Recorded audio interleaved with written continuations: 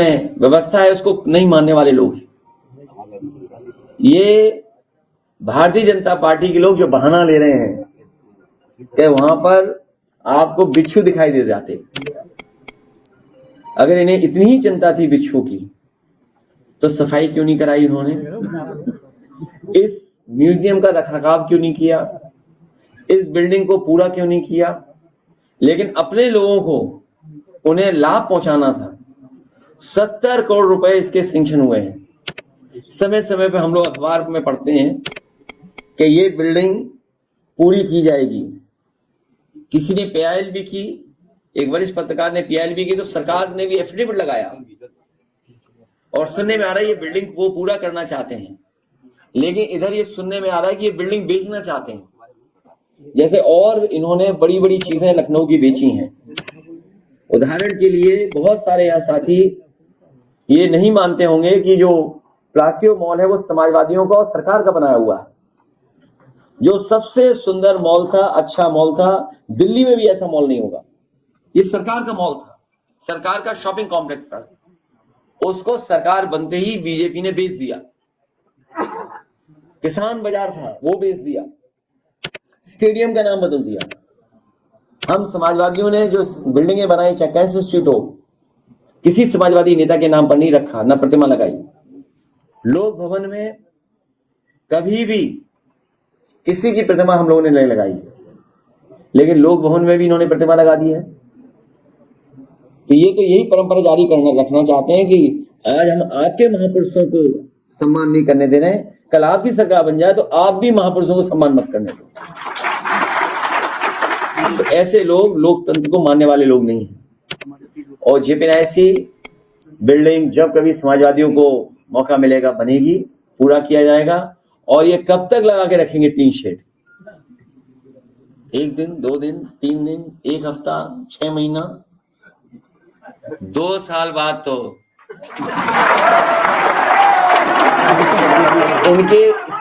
इन्हें अपने आप को बचाने के लिए टीन शेड लगानी पड़ेगी।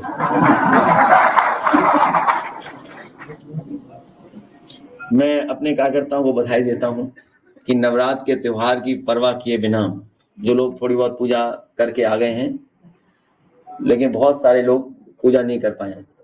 अगर पूजा नहीं कर पा रहे तो उसका दोषी और पाप किसी को लगेगा तो मुख्यमंत्री जी को पाप लगेगा। हम भी पूजा नहीं कर पाए, हम भी भगवान से प्रार्थना करेंगे, देवी से प्रार्थना करेंगे कि जिनकी वजह से आज हम पूजा नहीं कर पाए हैं उन्हीं पे पाप पड़े। अभी मुझे पता लगा है कि जहां पर जयप्रकाश जी की प्रतिमा है वहां भी पुलिस बैठाई हुई है और गर्मी में बैठा दिया है, धूप में बैठाया हुआ है। ये अगर वो लोग भी त्योहार नहीं मना पा रहे हैं, वो लोग भी अगर त्योहार नहीं मना पा रहे हमारे पुलिस के कर्मी, तो उनका भी पाप मुख्यमंत्री पे ही पड़े। जहां बीजेपी को ज्यादा लाभ मिलेगा वहीं पर वो बिल्डिंग दे देंगे लोग। सरकार आखिर क्या चाहती है कि हम लोग पोल वॉल्ट करें, जिम्नास्ट करें? कि भाई पोल वॉल्ट कब से करने लगे बताओ? उसके लिए तैयारी करनी पड़ेगी, सीखना पड़ेगा। तो ये सरकार क्या चाहती है? किसी महापुरुष का सम्मान नहीं करने देना है। और इसलिए नहीं करने दे रही क्योंकि भारतीय जनता पार्टी के लोगों का योगदान भारत की आजादी में नहीं रहा है। वो ऐसे तमाम महापुरुषों से चिढ़ करते हैं, नफरत रखते हैं। इसीलिए मैंने भी कुछ देर पहले कहा था, नीतीश कुमार जी मुख्यमंत्री बिहार उस आंदोलन से जुड़े रहे, संपूर्ण क्रांति आंदोलन से जुड़े रहे। जेपी जी के साथ और उस समय के समाजवादी लोगों के साथ उन्होंने काम किया है। ये मौका मिला उन्हें कि जो लोग जेपी और लोकतंत्र का अपमान कर रहे हैं उनसे समर्थन वापस ले लें। जब दिया बुझता है तो फड़फड़ाते हैं लोग। ये हटने से पहले का ये क्रोध दिखाई दे रहा है। देखिए, जहां पूरे देश के समाजवादी लोग और वहीं भारतीय जनता पार्टी के भी बड़े पैमाने पे लोग इस सरकार के खिलाफ दिखाई देंगे। ऐसे बहुत सारे लोग हैं जो भारतीय जनता पार्टी के साथ। इस तरह का व्यवहार भारतीय जनता पार्टी के भी कार्यकर्ता पसंद नहीं कर रहे हैं। कोई मानेगा कि जो पूर्व मुख्यमंत्री थे वो कुछ ना कुछ बनाते हैं ना, उनके नाम पर कुछ ना कुछ अपने सरकार में बना करके दिखाते। क्या किया उन्होंने? जो कैंसर इंस्टीट्यूट है उस वहां पे प्रतिमा लगा दी। उन्हीं के अपने प्रधानमंत्री उनके सम्मान में कोई बड़ा काम करते, यूनिवर्सिटी बनाई, आज तक नहीं चल पाई। और हम लोगों ने तो कहा था कि उनके गांव बटेश्वर जन्मस्थली पर बनाया जाए, यूनिवर्सिटी वहीं पर बनाई जाए, लेकिन समाजवादियों के कैंसर इंस्टीट्यूट की जमीन को काट करके इंस्टीट्यूट बनाई यूनिवर्सिटी, लेकिन आज भी पूरी नहीं हुई यूनिवर्सिटी। और उनको भी सम्मान देने के लिए समाजवादियों का ही काम आया, चाहे वो स्टेडियम हो और चाहे आपका लोक भवन हो। और लोक भवन में समाजवादी सरकार में भी हम लोगों ने किसी की प्रतिमा नहीं लगाई, वो नेताजी ने उद्घाटन किया था, लेकिन इन्होंने प्रतिमा लगाई है। वो अकेले बोर होते होंगे, जब कभी समाजवादी सरकार बनेगी तो उनके साथ 2 लोगों की और प्रतिमा लगाई जाएगी या 3 लोगों की और रहेगी, वो उसी समय हम लोग बैठ करके तय कर लेंगे, जो अकेले बोर होना ठीक बात नहीं है। ये भारतीय जनता पार्टी की संस्कृति है, भारतीय जनता पार्टी का ये बहुत शिष्टाचार व्यवहार है। इससे पहले आपने जूते गिने होंगे एक दूसरे के सर पर, याद है आपको? विधायक और सांसद में जूते चले थे। ये देखिए भारतीय जनता पार्टी का व्यवहार, शिष्टाचार कितना अच्छा है। और इस बार भारतीय जनता पार्टी के नेता ने भारतीय जनता पार्टी के विधायक पर न केवल एक मारा झापड़, बल्कि पिटवाया औरों से भी। अगर पूरा वीडियो देखोगे आप तो विधायक जी पे झापड़ पड़ने के बाद लगातार वो पिटते रहे। और सोचिए पुलिस खड़ी हुई है वहां पर, पुलिस खड़ी हुई है और अभी तक एफआईआर नहीं हुई है और गिरफ्तारी नहीं हुई है। कहीं ऐसा तो नहीं विधायक जी झापड़ खाने के बाद समझौता कर लें? वो टीवी का वकील है ना, मुझे नहीं पता कौन किसका वकील है, कौन किसका साथी है, मुझे इससे कोई लेना देना नहीं है, लेकिन पूरे देश ने देखा है कि एक चुने हुए जनप्रतिनिधि को किस तरीके से अपमानित किया है। यही तो हम लोग कहते रहे कि संविधान की धज्जियां उड़ा देगी सरकार, लोकतंत्र को खत्म कर देगी सरकार। और ये एक जगह नहीं हुआ है। भारतीय जनता पार्टी कभी भी चुनाव को स्वीकार नहीं करेगी, निष्पक्ष चुनाव को। कई जगह लूटा है इन्होंने, कई जगह मारपीट की है, और सुनने में आ रहा है कि फैजाबाद अयोध्या में भी बड़े पैमाने पे मारपीट की है। वहां पर अधिकारी पुलिस मिलकर के और बीजेपी के कार्यकर्ताओं ने मिलकर के अपमानित किया है। क्या आज सड़क पर निकल करके जो भारतीय जनता पार्टी हम लोगों को रोकना चाहती थी, घड़ी में कैद कर रखना चाहती थी, लेकिन कार्यकर्ता सड़कों पे दिखाई दिए। और आज त्योहार के दिन होने की वजह से, नवरात्र का त्योहार है, हर घर में आज त्योहार मनाया जाता है। इस संघर्ष को इसी तरह हम लोग जारी रखेंगे। और आज घर के सामने ही हम लोगों ने जयप्रकाश जयंती, लोक नायक, भारत रत्न, समाजवादी नेता गांधी जी के साथ और भारत की आजादी में भूमिका निभाने वाले जयप्रकाश जी की जयंती हम लोगों ने वहीं पर मना ली। जो समाजवादियों ने म्यूजियम बनाया था जहां पर जयप्रकाश नारायण जी की प्रतिमा है, हर वर्ष हम लोग वहां पर प्रतिमा पर माल्यार्पण करने जाते थे। समाजवादी सरकार थी, उस समय उद्घाटन हुआ था।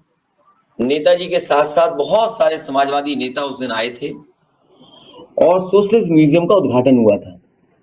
जेपीएनआईसी का उद्घाटन बाद में हुआ है। जेपीएनआईसी वो बिल्डिंग है जो वर्ल्ड क्लास स्ट्रक्चर बना हुआ है, जिसके अंदर आज के समय पे जो मॉडर्न चीजें हैं, जिस तरीके से इंडिया हैबिटेट सेंटर बना हुआ है दिल्ली में, बड़े बड़े कल्चरल प्रोग्राम या कॉन्फ्रेंसेस होती हैं और समय समय पर वहां पर कार्यक्रम होते हैं, उससे भी बेहतर लखनऊ में नेताजी ने शिलान्यास किया था और पिछली समाजवादी सरकार में उसको पूरा किया गया था। ये जेपीएनआईसी वो बिल्डिंग है जो सबसे ऊंची बिल्डिंग है। सबसे ऊंची बिल्डिंग होने के साथ साथ इसके अंदर देश का सबसे बड़ा कॉन्फ्रेंस हॉल है। और जो इसका स्ट्रक्चर है, जो कैंटिलीवर है, शायद बिना पिलर के इतना बड़ा कॉन्फ्रेंस हॉल कहीं देश में नहीं होगा जो जेपीएनआईसी के अंदर है। साथ ही साथ 1200 गाड़ियों की पार्किंग है, 200 कमरे हैं, तमाम स्पोर्ट्स की चीजें हो सकती हैं उसके अंदर। लॉन टेनिस का इंडोर प्लेग्राउंड है, world class all weather Olympic size swimming pool है और इसके साथ साथ इसकी सबसे ऊंची मंजिल पर हेलीपैड भी बना है। ये भारतीय जनता पार्टी कोई भी ऐसी बिल्डिंग नहीं बना पाए जिसमें हेलीपैड हो। समाजवादियों ने लखनऊ में दो ऐसी बिल्डिंग बनाई है जिसमें हेलीपैड है। इमरजेंसी के समय पर या किसी और घटना के समय पर हेलीकॉप्टर उतर सकता है। और उसी जगह पर कैंटिलीवर का 8 मीटर कैंटिलीवर स्विमिंग पूल भी है, क्योंकि इधर बहुत सारे लोग नए जमाने के लोग कैफे जाते हैं, चाय पीने। कैफे का एक नया कल्चर शुरू हुआ है। कम से कम उस टॉप फ्लोर पर कैफे भी रहता।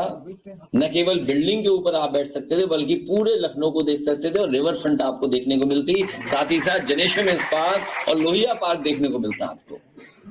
लेकिन ये सरकार विनाशकारी है। इनके चेहरे के भाव जो है वो विनाशकारी है। और किसी बड़े जानकार ने मुझे बताया कि बीजेपी के नेताओं के अगर हाथ देखोगे तो उसमें विनाशकारी रेखा दिखाई देगी आपको। तो इनसे लोकतंत्र की उम्मीद नहीं कर सकते। ये लोकतंत्र को खत्म करने वाले लोग हैं। लोकतंत्र की कोई और जो संविधान में व्यवस्था है उसको नहीं मानने वाले लोग हैं। ये भारतीय जनता पार्टी के लोग जो बहाना ले रहे हैं तो वहां पर आपको बिच्छू दिखाई दे जाते। अगर इन्हें इतनी ही चिंता थी बिच्छू की तो सफाई क्यों नहीं कराई इन्होंने? इस म्यूजियम का रखरखाव क्यों नहीं किया? इस बिल्डिंग को पूरा क्यों नहीं किया? लेकिन अपने लोगों को उन्हें लाभ पहुंचाना था। 70 करोड़ रुपए इसके सैंक्शन हुए हैं। समय समय पे हम लोग अखबार में पढ़ते हैं कि ये बिल्डिंग पूरी की जाएगी। किसी ने पीआईएल भी की, एक वरिष्ठ पत्रकार ने पीआईएल भी की, तो सरकार ने भी एफिडेविट लगाया और सुनने में आ रहा है ये बिल्डिंग वो पूरा करना चाहते हैं। लेकिन इधर ये सुनने में आ रहा है कि ये बिल्डिंग बेचना चाहते हैं। जैसे और इन्होंने बड़ी बड़ी चीजें लखनऊ की बेची हैं। उदाहरण के लिए बहुत सारे यहाँ साथी ये नहीं मानते होंगे कि जो प्लासियो मॉल है वो समाजवादियों का और सरकार का बनाया हुआ है। जो सबसे सुंदर मॉल था, अच्छा मॉल था, दिल्ली में भी ऐसा मॉल नहीं होगा। ये सरकार का मॉल था, सरकार का शॉपिंग कॉम्प्लेक्स था। उसको सरकार बनते ही बीजेपी ने बेच दिया। किसान बाजार था वो बेच दिया। स्टेडियम का नाम बदल दिया। हम समाजवादियों ने जो बिल्डिंगें बनाई, चाहे कैंसर इंस्टीट्यूट हो, किसी समाजवादी नेता के नाम पर नहीं रखा, ना प्रतिमा लगाई। लोक भवन में कभी भी किसी की प्रतिमा हम लोगों ने नहीं लगाई, लेकिन लोक भवन में भी इन्होंने प्रतिमा लगा दी है। तो ये तो यही परंपरा जारी करना रखना चाहते हैं कि आज हम आपके महापुरुषों को सम्मान नहीं करने दे रहे, कल आपकी सरकार बन जाए तो आप भी महापुरुषों को सम्मान मत करने दो। तो ऐसे लोग लोकतंत्र को मानने वाले लोग नहीं हैं। और जेपीएनआईसी बिल्डिंग जब कभी समाजवादियों को मौका मिलेगा बनेगी, पूरा किया जाएगा। और ये कब तक लगा के रखेंगे टीन शेड? 1 दिन, 2 दिन, 3 दिन, 1 हफ्ता, 6 महीना, 2 साल बाद तो